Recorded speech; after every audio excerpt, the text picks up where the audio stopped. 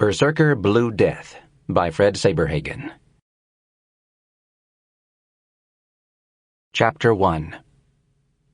The bright orange lights of the alarm began to flash, as if in deliberate synchronism with the first notes of live wedding music coming from the electronic organ. The lights of the alarm were positioned all around the top of the circular wall, about 3 meters high, that rimmed the huge domed room, and they extended up against the lower portion of the huge clear dome itself, making it impossible that they should not be seen.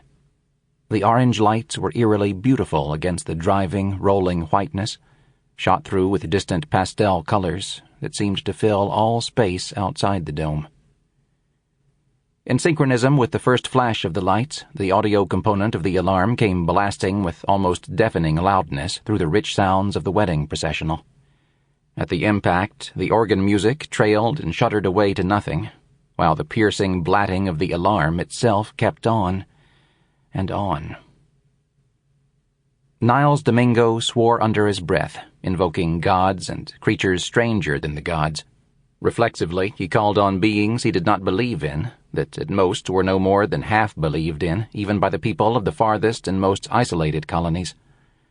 He had a sense of last night's bad dream intruding into reality.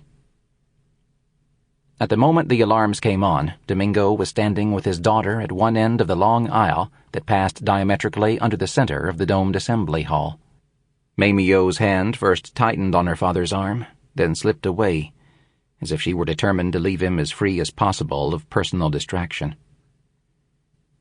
Domingo turned to look into his daughter's dark brown eyes, at her lovely face framed in the pure white of unfamiliar ceremonial lace.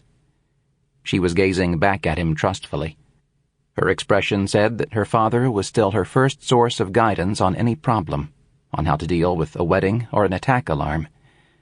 Or, as now, both at the same time.